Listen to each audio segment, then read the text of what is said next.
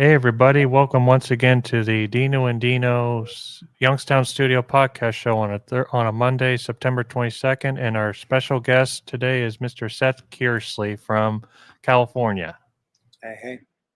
Welcome, Seth, to Youngstown, Ohio. And I know I saw on your Wikipedia you're an Ohio native too, correct? You're from Cincinnati? Yeah, from Cincinnati, yeah. So We moved to California when I was like 9. 9 years My old. mom still lives in Cincinnati, so I was actually just back there like a few months ago.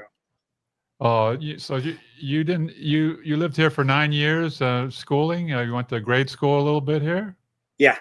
Oh, okay. Well, great. Well, we want to welcome you to Youngstown, Ohio. It's 81 degrees here. It's beautiful. About 4 hours away from Youngstown, Ohio, where we're currently from, where your hometown of Cincinnati is. About 4 hours away, right? Nice. And we just want to welcome you as I'm Dino's dad. Hi. This is Dino. I'm Dino. Nice to meet you. And you guys met on Facebook with animation and cartooning.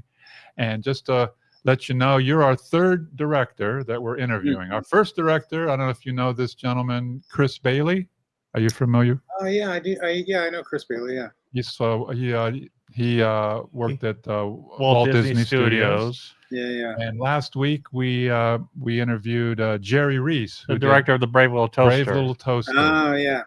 And you're our third director who directed Eight Crazy Nights. Yeah. Crazy Nights. So we're going to talk about that a little bit, but we want to get talking about your career, how you got started in animation, how you got started in cartoons, growing up, living in Ohio, moving to California. How did this all come to be a director, an animator, illustrator?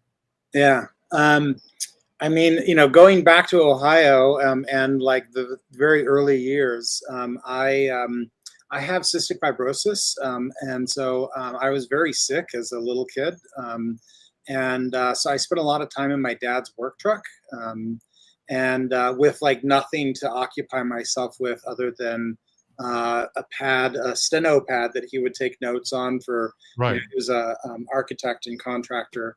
And so he was also like an avid reader and was reading a lot of Conan books. So a lot of Frazetta covers. And so I'm sitting in his van as a little kid, trying to do like drawings like Frazetta.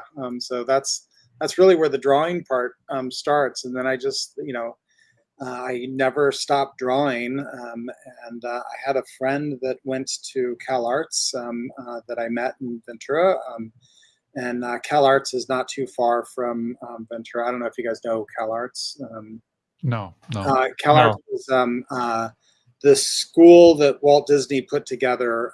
He sort of took two different art schools and combined them, and so the Cal Arts character animation program is where a lot of people came through, especially in the early days. Now there's a lot of other animation programs around the country and around the world, but in '91 when I was going there, there were very few, and so I had a friend that was going there, and he saw my sketchbooks, and he would like invite me out to the school, and the parties were insane, and and then also like just the animation school was it just felt like home. Like there were like a bunch of people that drew all the time like me, and so I was like, I definitely want to go here.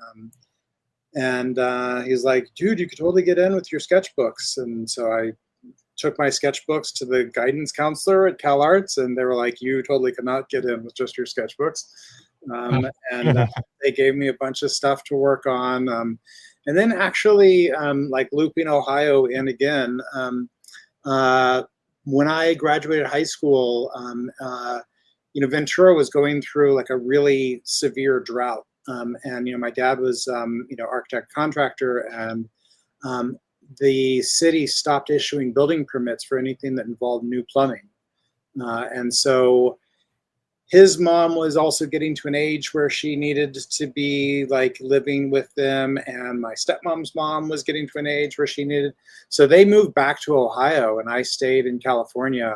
And lived in a one-car garage trying to work on my portfolio for CalArts. So yeah.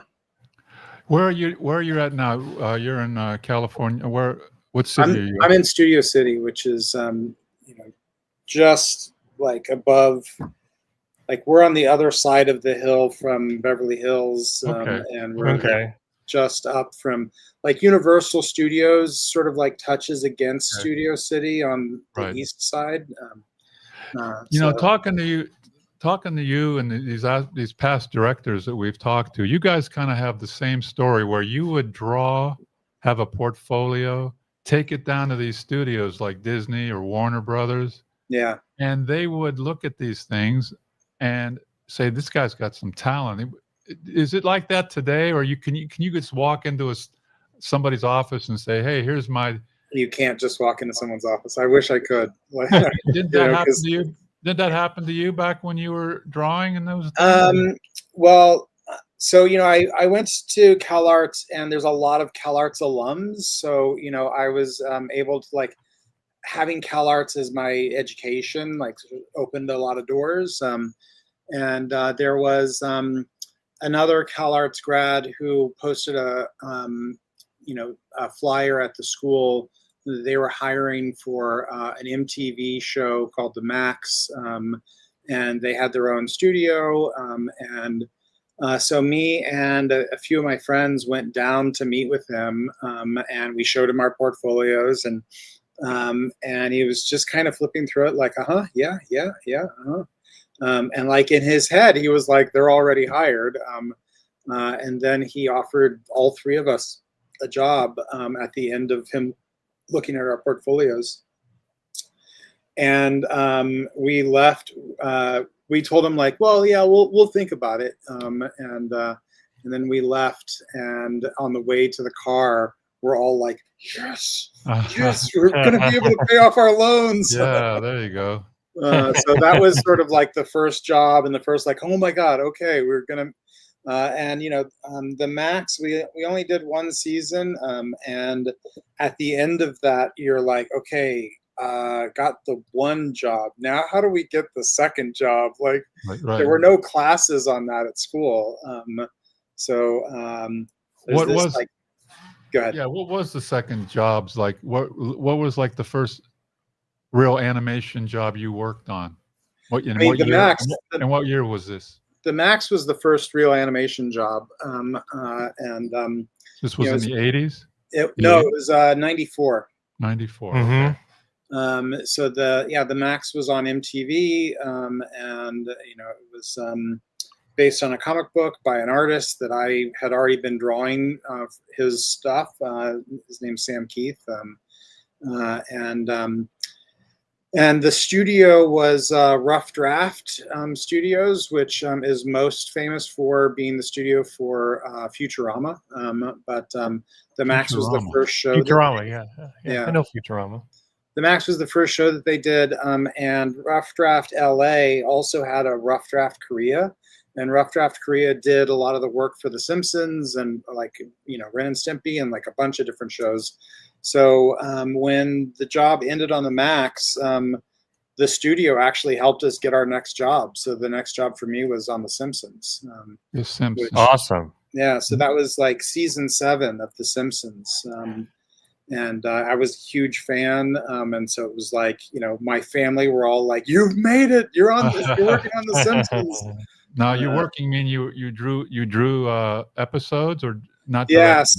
You not directly. No. So yeah, what you do, like in LA, you're mostly doing pre-production. So you're doing like the storyboards and the designs and like that. And at the time on the Max, we were also doing character layout and background layout, which is all pre the animation part. And then all of that stuff would get packaged and shipped to Korea, and then they would do the actual animation part, and they would take it from animation to shooting the cells on film, and then they would send back actual film at that time. Awesome. And yeah. So after The Simpsons, what were the next few uh, jobs that you got? Like you got Dilbert. Did Dilbert come into there? So I was on The Simpsons, and then from The Simpsons, I went to Disney TV. I worked on a show called Timon and Pumbaa. Oh, Timon and Pumbaa. That Yeah, I love I that remember show. that show. Yeah. Did So I you worked. did you direct or did you write some episodes? I did. I'm not at this point. I'm not in my career. I wasn't at director level. okay. He's drawing. You're drawing, right? I'm You're drawing. Yeah. illustrating. Yeah. So you're taking the storyboard, which is a little panel about like that has like a really rough drawing of the character, and then you're blowing it up and drawing it on animation paper, like that big, and you're adding whatever other poses need to happen in order to for the scene to play out. And then that's then sent to the animators in Korea. And on the Max, Awesome. actually, I did some animation, but so Disney TV animation, and then I went for an interview for a directing job for a show called Mummies Alive, and I had never been a director before. I had never been a storyboard artist on a show before. Like I had done storyboards, but not like as a full-time thing, and so for Mummies, they outlined this like hellish schedule of 42 half hours that were going to be produced in a year and a half, and I was going to be the only director. And if I had more experience, I probably would have turned it down because it was a nightmarish, hellish schedule. But I was like 23, 24. I'd never directed before, and so when they said, "So, what do you think? Can you do it?" I was like, "Yeah, sure, totally, yeah." And totally thinking I had no chance of getting the job, and then I got the job, and it was a trial by fire, but I came through the other side. And then Dilbert is the next thing after that. Okay. So, When we see these things like direct, what are these jobs like executive producer? What else? Producer, Storyboard artist. I mean, what are those? What are their jobs in? Like you're a director, you're in charge. Yeah, I've also been an executive producer, and what are their jobs? Like what are they? So like an executive producer is going to be like the highest level person on the show, and they're going to be directly interfacing with the executives from the network or from the studio or whatever like that. A lot of times for primetime shows, that person is a writer, and so they're also like the head writer. For me, when I've been executive producer, I'm also acting as the supervising director. Usually when someone just has a producer title, they're on the production side of things. And so they're putting together budgets and schedules, and they're making sure people are staying on track with what they need to do. For a director title, you're kind of like, you're the lead artist for either that episode, if you're just an episodic director, or for the whole show, if you're the director. And so you're kind of leading a team of artists to do the designs and storyboards and animation and animatics and all of those things. Awesome. Well, in '97, that was your first Mummies Alive, right? Your Yeah. first. So then, in 5 years later, which is 8 Crazy Nights, it's not that far away. Yeah. You get this big movie offer. How did this come about? So Mummies led to Dilbert, and then Dilbert was at the same studio that did, was at Sony, and so Sony did 8 Crazy Nights. And so the guy who was the executive producer for Dilbert got himself connected to this Adam Sandler animated movie. And so it's because we had a working relationship. He initially hired me to just be a sequence director, which I would have been directing just like a small portion of the movie. Like sometimes there'll be like 2 or 3 or 4 sequence directors on something, and they're sort of doing like an episode's worth of content within the movie. And but then the guy that had been hired to direct, he was hired on a Friday and he was fired on a Monday. Okay.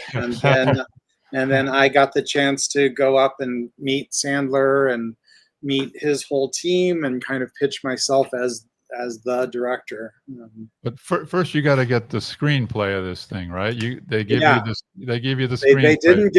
didn't give it to me. I went up there and then they handed it to me and were like, "Go read it in the other room." And you're So, going, what is this about, right? I mean, you had to. Yeah, it was at Sandler's house, Uh-huh. and he would come in like every 10, 15 minutes to see like where I was and Uh-huh. what I thought already and stuff like that. So like no pressure to like it, but Right.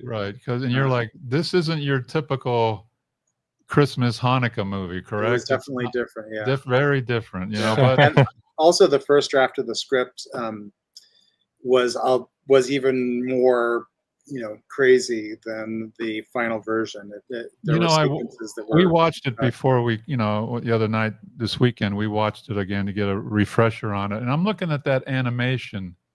Mhm. That animation is almost human-like. What is that? You know what I'm saying? Yeah. When the people move or the characters are moving. Very realistic proportions. How is that drawn? Is that a computer or is it No, drawn? it's the same. That A Crazy Nights was 100% animated on paper. So it's how do they do that? Because it looks totally. Yeah, it's I didn't animate on it.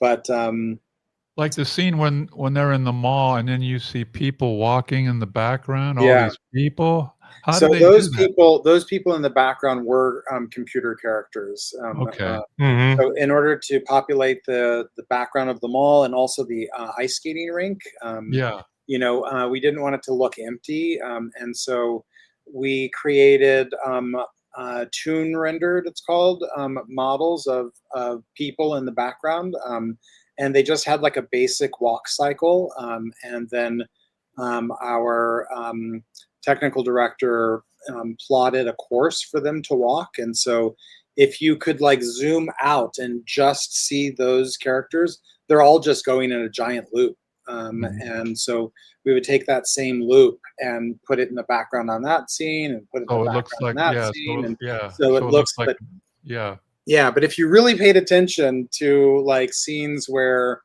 like you can see the ground floor and the upper floor, you'll see the same people same walking on the people. bottom floor.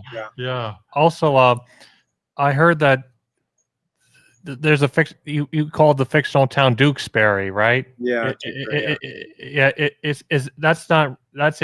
It's not in New Hampshire, or is it just a fictional town or something? I mean, Sandler's from Manchester, New Hampshire, and so it was a lot of the look of it was based on Manchester. Okay. So like the basketball court that they play at is actually the basketball court that's the community basketball court in Manchester. Okay. Another crazy question Yes. is you put in a lot of like stores like Radio Actual Shack, stores. Yeah. Victoria's Secret, what else? Sbarro's, Sharper Image. And then there was some controversy, like how were you allowed for copyright to do that? How were you able to do that? So they just legal just checked with the stores to see if they were okay with it, and there was actually one store that it was not okay with it. There were a lot of stores that weren't okay with it. We got a list of stores that were okay with it, and we were mostly looking to have the mall look like a real mall that had like at the time tie rack was in every mall for some reason. People were wearing that many ties. But the Gap was going to be in it, and they declined because there was the song where Whitey sings about going to the mall. Actually, I don't know. No, it was a Patch song. No, there was another song where he talks about his day at the mall. Oh yeah, yeah. And he says, "I take my 11:30 crap, then it's over to the Gap to try on clothes for moms with kids my size." So yeah, the Gap did not like that they were being rhymed with crap. With crap, yeah. Yeah, That's funny. that's funny, Yeah. buddy. But we have a lot of, we're part of Golden String Radio. That's another internet radio, online radio show in Youngstown. It's not in this building, a couple buildings over. Mhm. And we have a lot of Facebook friends that follow us. We'd like to bring them up with some of their comments. We have, let's start up at the top there, Dean. Let's see. We have we have Haley. Haley's from Delaware, and she's saying hello. And we got Christina. Christine is our friend from Ireland. So we got an Irish flag here for Christina. And we got Melina from Russia. And Melina. Yeah, Melina did the. She drew this for you. Yeah, she drew that. This is you Yeah, here. well, Melina drew that from Russia. So we have Russia and Ireland. And Christina said, bring up Christina. Is there a comment there about This one right here? Yeah, let's put that up there. Hollywood Walk of Fame star for Seth Kearsley for sure. He definitely deserves best wishes from Belfast, Ireland. There we go. And Haley says, I would love to know about Seth works on Family Guy, please. How's that, Sure. Seth? Family Guy. Yeah. What's your work on that? So Family Guy was after 8 Crazy Nights. The first 3 seasons were happening at the same time that we were doing Dilbert.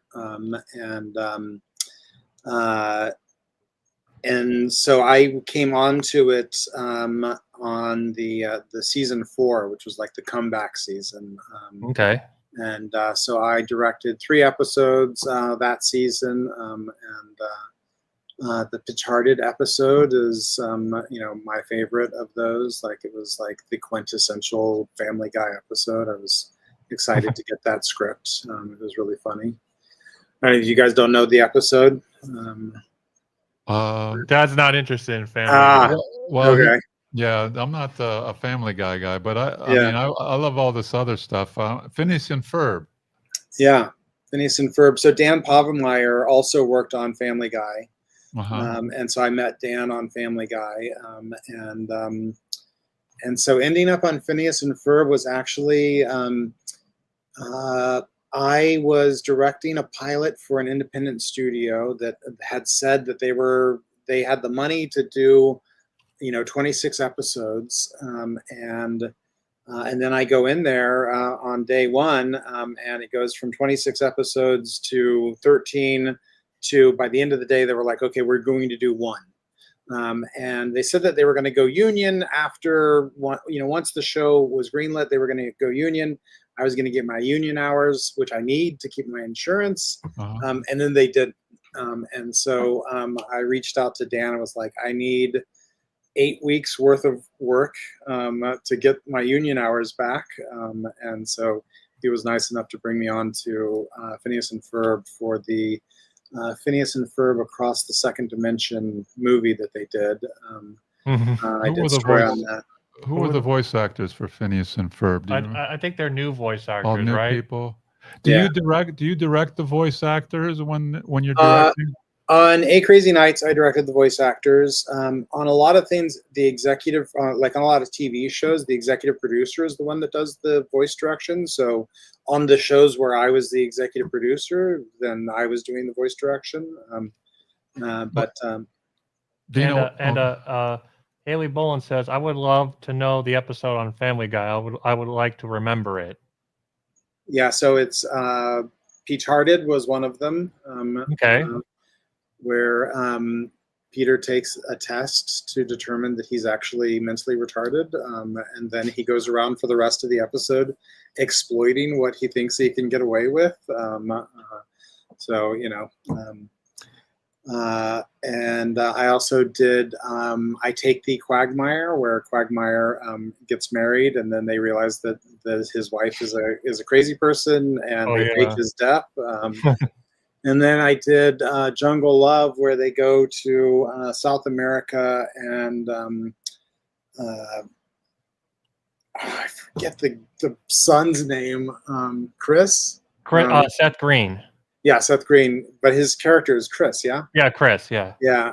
So he ends up getting married, in South America. And so of those 3 episodes, Peach-Hearted was definitely like, the one. Well, Dean, bring up We want to talk about. Well, no, this first. Okay. You're gonna, you directed the voice actor. You directed the voice actor. So Adam Sandler. Adam Sandler did Davy, Whitey, Eleanor, and the deer. Yeah. Dino wants to know who Norm Crosby is. I don't think he was the judge. Norm Crosby was like kind of like an old time comedy guy. So he was a friend of Sandler's that they brought in. Okay. Which were a lot of voices were friends of Sandler's or family members of Sandler's. Who? And then another voice there, John Lovitz. He was he played the guy with Tom Balthazar with the hook. With the hook, right? Yeah. And who's the narrator? The narrator, Rob Schneider. Rob Schneider was the narrator. Yeah. And I also heard that Tom Kenny, who does SpongeBob SquarePants, he voices the Sharper Image chair. Yeah, he's. How did you get him on there? I don't know if SpongeBob was as huge right at that moment, but Tom Kenny's like a very busy voice actor aside from SpongeBob. So, that was one where there was actually casting that was done. So he had the best take on the chair. I remember like he sounds like he's vibrating, right? When he says the line. And it's because he was doing this while he was talking. When he does SpongeBob, yeah. So yeah. Wasn't the Chris Farley's family, isn't it, right? Yeah, Chris Farley's family. Yeah, his brother. A couple of his brothers. He voiced. Who did he voice? Let me see. One of the cops. And he was the Panda Express panda. He was also. Who else did he voice? Do you remember? I thought he only did the cop. And I think the Panda Express Panda was the Panda Express Panda, yeah, I think that was just another voice actor. Even you did a voice. You had a small part in there. I did, yeah. You were the Brill's teammate. Yeah. And I don't even have like a full line. I have like grunts that I'm doing. But that's the only residuals that I've gotten from the movie was because I did that voice. So I really appreciate them letting me do that voice. So, and I heard that Adam Sandler's mom and dad were in it too. They played Davy's mom and dad. Yeah. So when you hear young Davy playing at the basketball game and his parents are cheering him on, that's actually Sandler's parents. Yeah, that's awesome. Jennifer is Jackie, that's Sandler's wife, his brother's also in it. He has nieces and nephews that were in it. His cousins were in it. His cousins. I think their name were Jared and Jillian, I think. Yeah. And And also, I think Jana Sandler was also. I think she was the voice of the girl who opens the door and the kids trying on the bra in Victoria's Secrets, and she's the one that says, "Aren't you a boy?" Remember that part? So she had that one line. We actually got in trouble with SAG for how many. When you bring in someone who doesn't have a SAG card, it's called a Taft-Hartley, and so they're sort of you're Taft-Hartleying them in because like they have something unique that they're bringing that you can't find from another like SAG card carrying, and so we got in trouble for how many Taft-Hartleys we had on that because there were so many people that were coming in to do one line. He was the Adam Sandler was the jockstrap man, where he says, "Why are you eating that? Why are you eating that?" But when then you did some Looney Tunes, the Looney Tunes show from 2011. I love that new series of Looney Tunes because it was kind of there was some adult it was more like a sitcom style. I loved it. That's a good show, Looney Tunes show. And Daffy and Bugs were roommates at the time. They were living in a house. They had an exchange back. That was a funny series. I like that one. How many episodes did you direct? So I was on the second season of that, and I directed half the episodes for the second season. There were only 2 directors. I Awesome. remember Daffy. He had a car that looked like a parade float. Yeah, yeah. I liked that. That was funny. You know, he would And drive his car, he went through the car wash and it all fell apart. Yeah. Yeah. Was that you doing that? Were you doing I don't. That was not in one of my episodes. No. But yeah, I mean, my favorite part from that show, like besides the writing, was really good. Like it was better than I was expecting. Kristen Wiig is the voice of Lola Bunny. Yeah, she did a good just job. Every time she says a line, there's so much. It sparks so many ideas for poses and acting and stuff like that. So it was great. I never got to meet her because I'm directing the episodes and the records are happening. With the showrunners and actually at Warner Brothers, even the showrunners don't actually direct the voices. At a big studio like Warner Brothers or Disney, they have like a voice director who does all of the voice direction for all of their episodes. And a lot of times they're also doing the casting. Was it Andrea Romano or was it I think it was probably her. Yeah. Yeah, because she was doing everything. Yeah, I know Andrea Romano. Yeah, she's nice. Okay, bring up Melina's right there and Haley's comments right there. Melina says, "It's so nice to meet you, Seth, and to draw you, and I'm so glad you like it." Yeah, it's very sweet that she drew me. And Haley says, "The one where Quagmire got married and was one of the episodes where the Reaper came out." Yeah. That's from where? Family Guy. Family Guy. Okay. Yeah, that's the one you did, Seth. You directed that. Yeah. Awesome, Haley. I only did 3 episodes, and I had been show running before that, and being like the lead artist for shows, and so I probably should have just stayed on Family Guy because all of the people that are now the supervising directors were all like entry-level board artists when I was there. So if I had just stayed, I would have been gainfully employed this entire time on the one show. But I just kind of have always like bounced around, like growing up, like working with my dad building houses. You finish the house and you move on. You go build another house somewhere else. It's something different. So I don't know. I guess that kind of like stuck with me in my career that I've never been at one studio for like 10, 15 years.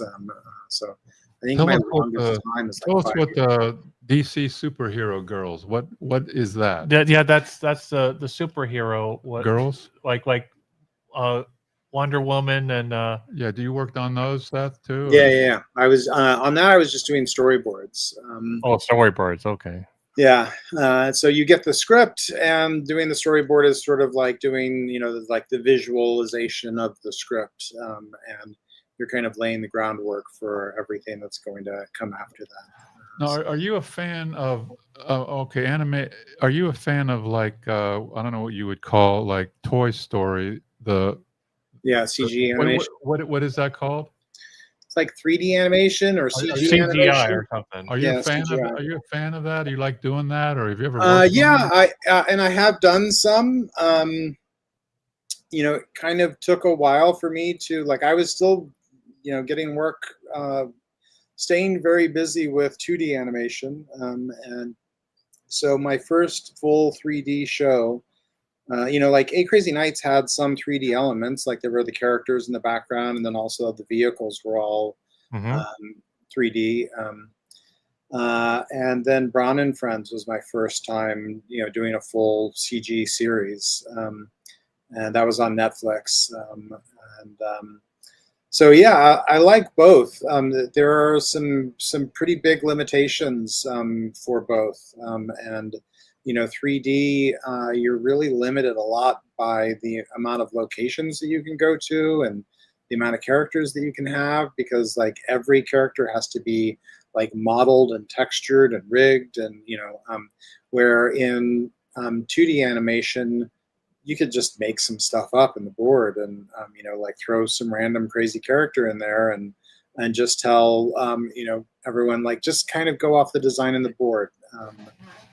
So it's 2D is a little bit more liberating that way than Yeah. 3D. So is it more difficult to do that than say actual sitting down doing a storyboard and drawing it?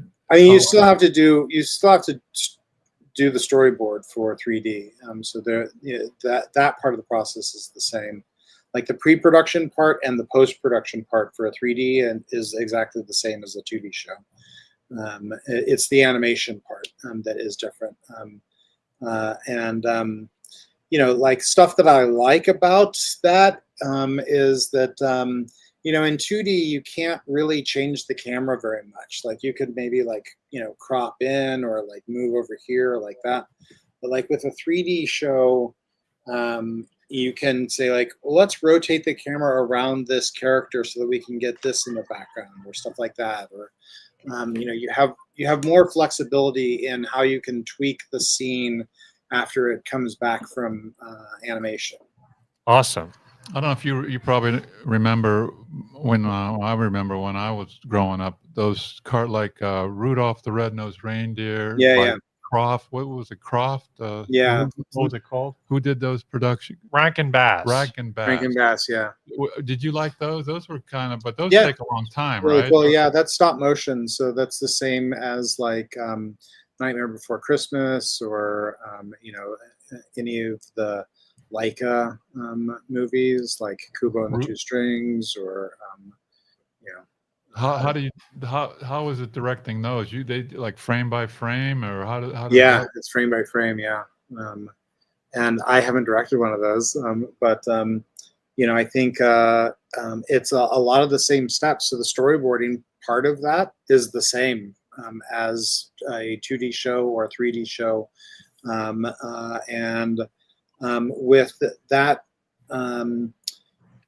when you're setting up the camera, like you're actually setting up an actual camera on an actual set and with actual lights, and so you can really like adjust the look of it like on the fly. And then it's an animator like moving it a little bit and taking a picture and moving it a little bit and taking a picture. And so, if you mess up, you kind of have to like go back and redo the whole thing. Or if there are notes, you have to go back and redo the whole thing. I'm sure that there are techniques that they can do if there's something in the middle that needs to come out. But yeah. Were you a fan of the superhero cartoons growing up, and like Batman the animated series? Yeah, I mean, Batman the animated series was out. I think it was premiering while I was at CalArts. Awesome. And I would like when it was on. It was on at like 3 p.m, and so I would leave school to go over and watch cartoons because it was so good. Yeah. Yeah, that we met the voice actor who did Batman. Kevin Conroy. Yeah. He was a good voice actor. He was a good Batman. Yeah. I don't know who's doing Batman now. I don't know who the voice is now. I don't know who's doing Batman. No, I don't either. So yeah, I like those things, and Mummies was a an action show. So I like doing that stuff. Some other directing you worked on, Barbie's Mysteries. Yeah, that's the most recent. What was Barbie's? What was that?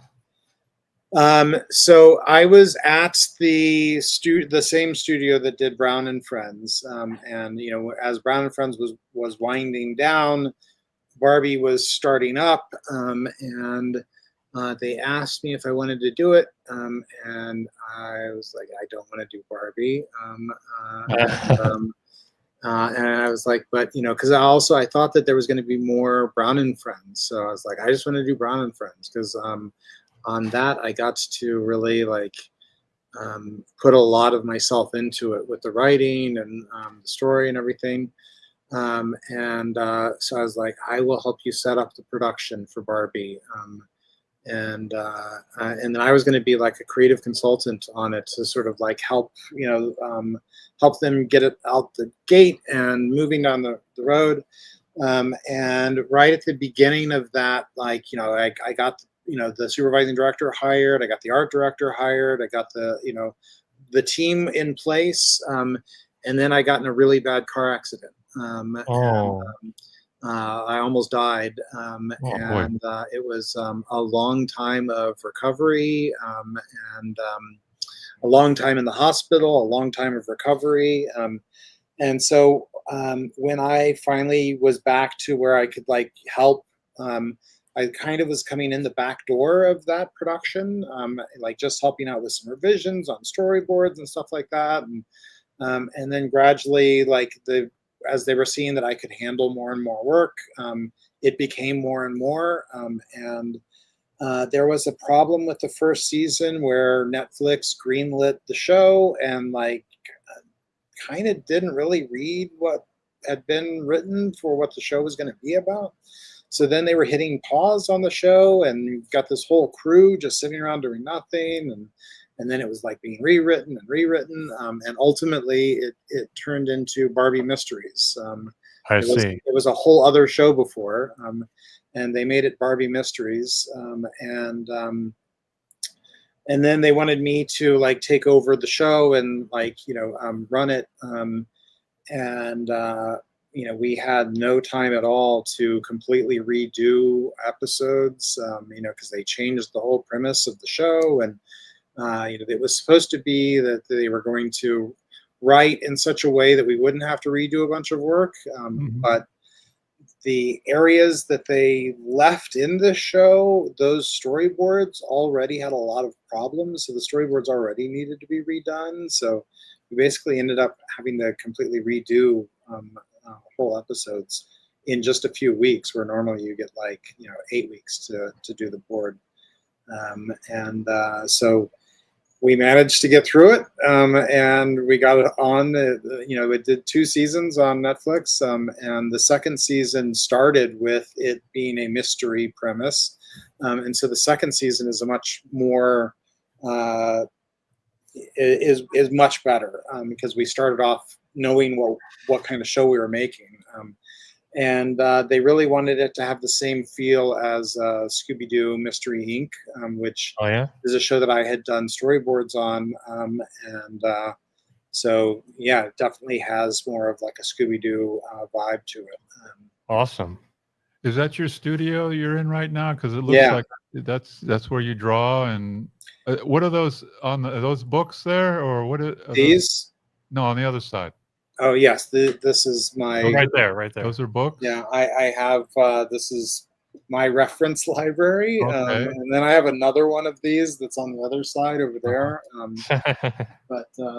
That's where your desk is for drawing, and your desk back there looks like for drawing. And yeah, that's my analog desk, and this is my digital desk. So over here, I have I don't know if you can see the Cintiq.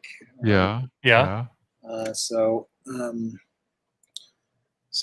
you have the stylus. Mm-hmm. So that's all of like storyboarding and stuff happens over here. Can you draw us a little something? You have a piece of paper there. Can you draw us a little something, a character, and we could see it? What do you want me to draw? Well, you got a Phineas and Ferb. Wait, can I share a screen? Yeah. Okay. Sure. Okay. Let's see. Let's see some of your art here. Show our friends here. Let me open Photoshop. Christina from Ireland says, Seth deserves so much more recognition. You're a legend. Very sweet. I actually spent 3 weeks in Dublin when I was doing the pilot for Slacker Cats. The animation studios over there. So I actually still have friends from just that time. Awesome. Christina's our Irish friend, and we love her too. Melina says, beautiful workplace. Christina says, awesome artist, Seth Kearsley. Yeah. Thank you. Can you draw us a little something there? Yeah, I'm just opening up Photoshop. Oh, okay. Let's see what we got there. Buddy. Okay. But we want to see some of Seth's artwork there real quick. Okay, sure, buddy. Right there. But we want to thank all our Facebook friends for all those nice comments from Christina, those Haley, are from Golden String Radio who come on here. Yeah, I think it's Christina, Haley, Laura, and Melina. Those are all so the people far, on right well, now. we have other people listening, but they're not They're not making any comments right now. Okay. But Do you ever get in touch with Adam Sandler over the years and reminisce about the movie, maybe, or anything? I met with him about another movie, the Leo movie that he did. oh yeah, Leo. That's a Netflix movie. That's a Netflix? Yeah, he's on Netflix now. Devin. Oh, that's he right. moved. He moved from to Netflix now because he Okay. wanted to do something Yeah, different. yeah. I think that's the thing to do now. Yeah, is go Leo. on- I think it's that lizard movie or something. Yeah. Yeah, the lizard movie. I have to see that one day. Yeah, that's good. Yeah. So I met with him about it. I didn't get the job, obviously. Oh, but, yeah, that's okay. That's all right. So what do you want me to draw? Well, what do we got? You got What- Phineas and Ferb or Family Guy, maybe some Looney Tunes or maybe Bugs or. They're all hard. Are they hard? Oh, They're all hard. They're all, like, How about- very how specific about- Here, I'll say models. you What's surprise us. what's an easy one for you? Surprise us. You surprise us with Well, something. here, this is the one I draw most often when. Okay, you'll surprise us. Okay, He's Right, gonna buddy? Surprise us, everybody, with some of his art here. sounds good, Just buddy. pretend you're back in your dad's Yeah.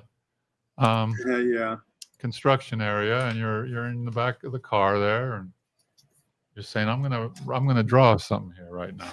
Right, So there. this is the Max. Oh, Max. Yeah. From where? This was the first job. Yeah. Oh, yeah, okay. The first job he did. Haley Bullen says Leo is pretty good. Also, he's a Macy's parade balloon. Leo is really already. Oh, Yeah. He's well, Haley would know that. Haley would know that. Haley's our friend from Delaware, Mhm. and so she would know if Leo's a Macy's balloon. We'll take her word for that. She's pretty up on all those things. And Haley says it's been great getting to know you, Seth. Says Haley. And these people are staying up late because Oh in yeah. Ireland it's and Russia. well, it's not too late, but I mean it's later than we are here in Ohio. It's 3. So this is the Max. This is like his weird teeth part. It's like profile view. Let's see what this is. Oh, there it is. There it is. Yeah, I can see that. Yeah, I can see that. That's So nice. you guys weren't watching while I was drawing. Yeah, we were seeing it down in the corner. Yeah, we're there. seeing it down in the corner there. Yeah. Okay. Can you see it? Here, let me. Let's see. It's right Let me there. see. Is that it? Let me click on that. Oh, there Oh, it is. there it There is. we go. Look at that. Okay. See that, Dane? There we go. We're getting an art lesson here, everybody. Look See that? at that, Dad. This is from what was this from again? Max? This is the Max. Yeah. Yeah. Yeah. Oh, the mask. Not the mask. Max. The max. Oh, Max, okay. yeah. Oh, okay. I thought it was the mask with the No. animation, the one that Rob Paulson voiced. No. Not that one. No, different. But often people mistake it for that because it was actually like kind of around the same time. Yeah, with the big teeth like that. Yeah, right. Mhm. Okay. That Um, looks, How about I draw Whitey a lot. I can draw Oh, you draw Whitey a lot? you will not disrespect. Yeah, I'm gonna do my. Can I do my you way? could do your Whitey voice. Technical foul. That's pretty good. You will not disrespect her. Melina says, "Wow, amazing progress." Yeah, Melina. She's watching your art. Oh, look at that, Whitey. Look at that, everybody. That's this guy right here. I heard Whitey is based on from a track called from Stan and Judy's Kid, and didn't Dana Carvey play him in Little Nicky? Yeah, he played a version of Whitey, and Little Nicky. Yeah, look at Whitey there. Yeah, Dane. Dana Carvey played him in Little Nicky. He played a version of him in Little Nicky. Look And at then, that. and he was also on a track called Stan and Judy's Kid. Yeah, that's Look where. at that. Look at Whitey there, Dean. Look at that. That's it's awesome. Pretty messed up Whitey. I have to No. say. Like, That's great. That's cool to be able to freehand draw like that. yeah. That's such a talent. I know Melina's But like, that. you end up like I draw the Max a lot. I draw Whitey a lot. And then some of the shows, like, as soon as you finish the show, like, you never draw those characters ever again. Yeah, I know. Then you And forget. so, like, Family Guy, like, and they're such specific models. So, like, I couldn't even really like start to draw them. It would be so like so off. I don't even remember. I think he has. Look at that. That's even good there, whatever that is. Oh, there he comes. Like, see, I know who that is. That's Peter Griffin. Yeah, see Family that? Guy. Look at that. Christina says Seth would make a great tattoo artist. Another awesome podcast interview with the legend Seth. Stay safe, Dinos, and Seth. Have a great evening. Best wishes from Iron Love from Belfast. Something like that. Yeah. That's awesome. Look at that. Look at that. That's awesome. It's Peter Griffin-esque. Oh, nice. Peter Griffin from Family Guy. Is that cool? Yeah. I haven't drawn him a lot. Well, no, that's cool. That's so nice. That's very cool.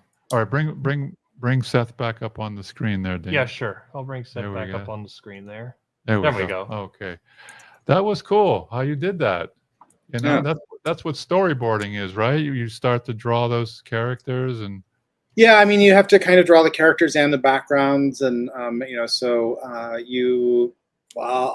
I'm doing a storyboard, I'll start with like the basic setup of the scene and where characters are going to be placed and what the perspective is in the shot and stuff like that, and do like kind of a not like a super detailed background, but enough that you know where they are, and then.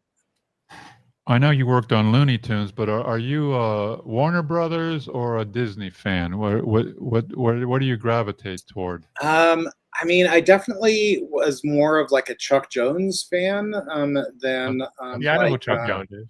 Yeah, he was like one of the classic. So in terms of that, like I was really like very much a fan of like the Warner Brothers stuff. And then, Disney, like later on, like it kind of it ebbs and flows. Now I'm kind of more excited about like the independent animation that's happening, because it seems like the big studios are only just recycling shows that they did before. Which they kind of have always done. Scooby-Doo has been in production almost consistently since it was first premiered. They just keep doing different versions of it.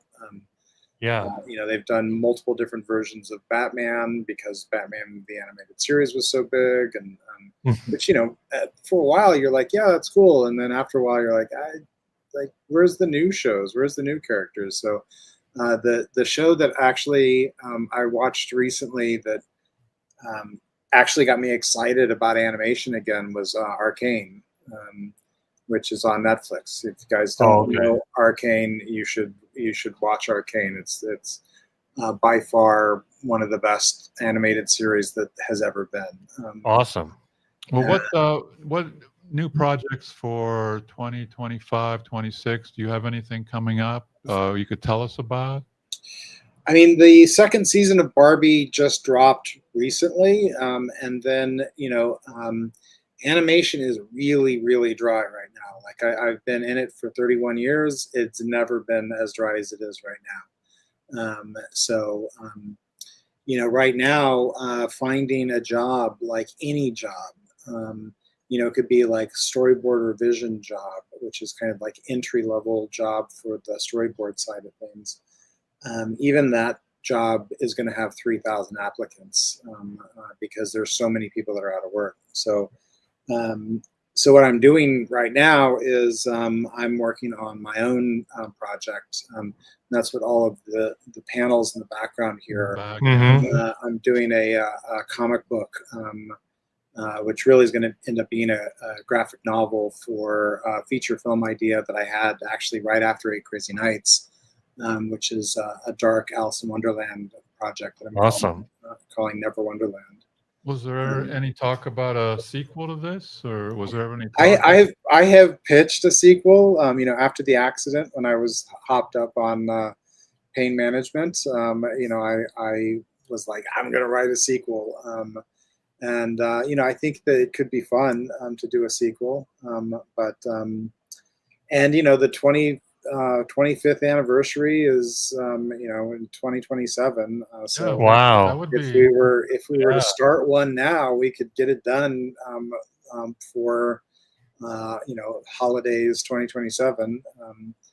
Would you have to pitch But that to I'm not Adam? the one who has to be interested in doing a sequel. It Would has it- to be would it- Sandler and Yeah. all of the Yeah. everyone else that actually has any kind of actual say so in that. So I would love to do a sequel. But, Awesome. We should pitch that to Adam We should pitch Sandler, that right? to Adam And tell Sandler. him, I mean, yeah, you next know. time you're talking to Adam, tell him. Yeah, we'd like to get him on. But I also have one more question. What was that one promo of where the NBA when Davey says, "How many hot dogs did Yeah. you eat?" and Whitey was fat or something? Yeah, What was yeah. that? And he What was goes, that? I think it was 35. Yeah. What was? Tell us about that. So, that was like a promotional thing. That at the time the NBA was doing NBA Live, and so it was like cross promotion. Sandler is a big basketball fan. He plays basketball all the time, and that's why basketball's in the in Eight the Crazy movie. Nights. Yeah. Yeah, that's why. And so yeah, that was like a commercial that I directed after Eight Crazy Nights. So Awesome. that show it drawing to of Whitey, like huge like that, is actually my drawing. Oh yeah. And, Oh, he's finding it. He's Okay. got Whitey there. Oh, he's finding it. Here it is. and I think I actually have the actual drawing. Okay. Let me see. He's I looking. love how they save their stuff. That's cool. That's You know? awesome. Yeah, so this is the storyboard for. Oh yeah, there it is right there. Yeah, there it is. I gotta show you that on YouTube, Oh, buddy. yeah, oh, it's nice. Look at that. Look at that. Yeah, that's some of the early concept stuff for. That's. Look These at are that. some of the storyboard panels that I did for when Whitey goes into the mall, and Oh yeah. Wow. Look at that. this There's is like Whitey there. early concept stuff. That's awesome, Seth. That's awesome. Oh, this is Dilbert concept stuff. Hmm. That's pretty cool. That's amazing to be able to. That's some really nice talent there to be able to draw like that. This The is make up Mummies. stuff like that. Look at that! Wow. So that was the show that I did. This was actually Beautiful stuff. after Mummies. I did. There was someone that had a fan character, and so I drew their fan art character Wow. in the style of the show. Yeah. Wow. That's Very awesome, nice. buddy.